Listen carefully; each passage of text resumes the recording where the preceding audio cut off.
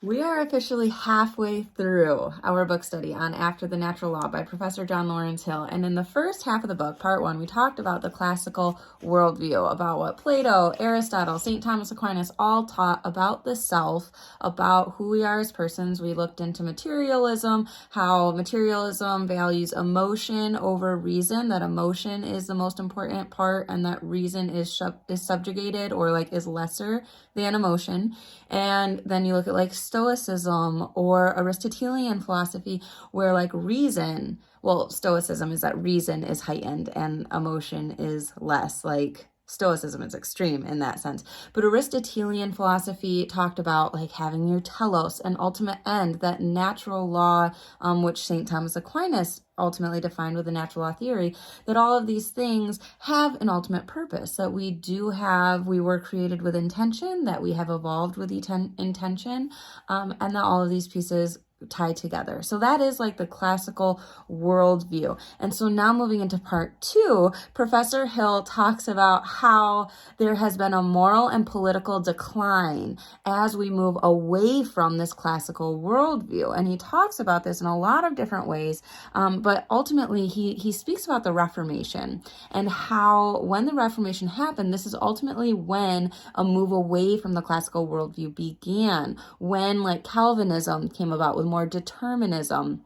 In the 17th century, the teleological view in general was just dissipating, that we were created for a purpose. So this created two groups of Christians. You had the first group of Christians who refused science and took the Bible literally. So they were nope, we are all theology and science is wrong. And then the second group were deists. And this is where they believe that God created the earth, but they do not believe that he is actively involved. Miracles don't happen. He is not aware of what's going on. And so they basically say we are fully science. Yes, God created us, but science is the end all be all and theology doesn't matter because he's not involved. And now we have science to rely on, even though he still exists, which in my view is more an agnostic view, but it is still within this subtype of Christianity. So Catholic theology, though, really aligned with Aristotelian philosophy and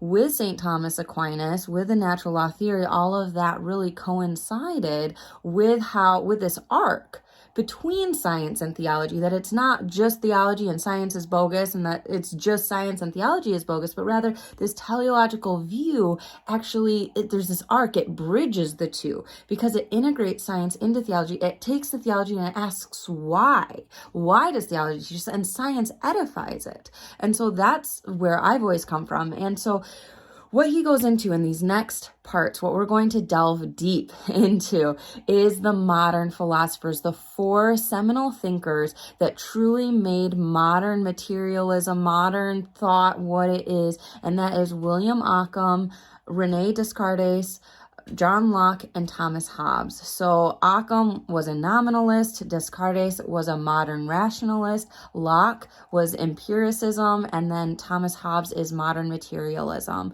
And so he goes into all of these. So Ockham lived from 1282 to 1347, so 13th century.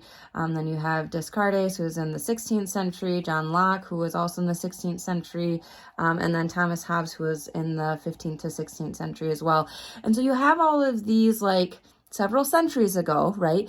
That's the interesting part about this for me, is that it's I have always struggled with this idea that we all experience the world now. All that I see is what I see in this moment. And at this exact moment, billions of other people are seeing something totally different, but they're experiencing it simultaneous with me, right? And so we have this here and now that we have. And I think it's really easy to forget that we have had several generations, centuries of people come before us who did not have the same thought processes, that did not have the technology that we have, that did not have so much of what we have today, right? The grocery stores, just everything. We are in such an advanced age right now. It is unheard of. We have more interactions with people than we've ever had. We see more people than we've ever have.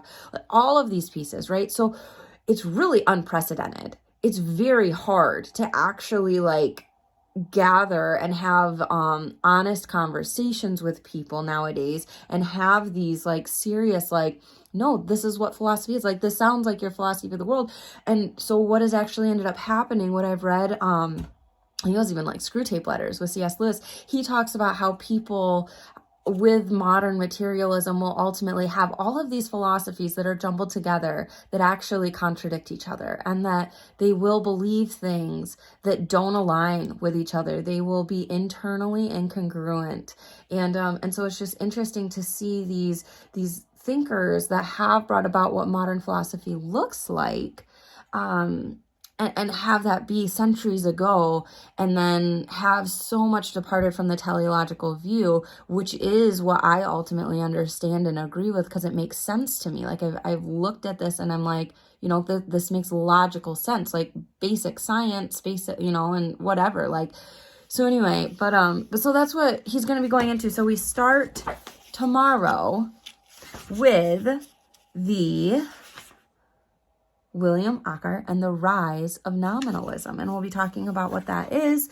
And yeah, so I hope you'll join me. I'm doing this to like invoke thought so that maybe we can dialogue about philosophies, and so that you can understand my view a little bit more, and maybe you can either like understand mine or learn to defend yours better. Like, those would be the two goals of this book. But like, let's have a conversation. Let's talk about it. Let's see where we're actually coming from and how we view the world. So God bless you. May St. Thomas Aquinas pray for us, and may you have a blessed day.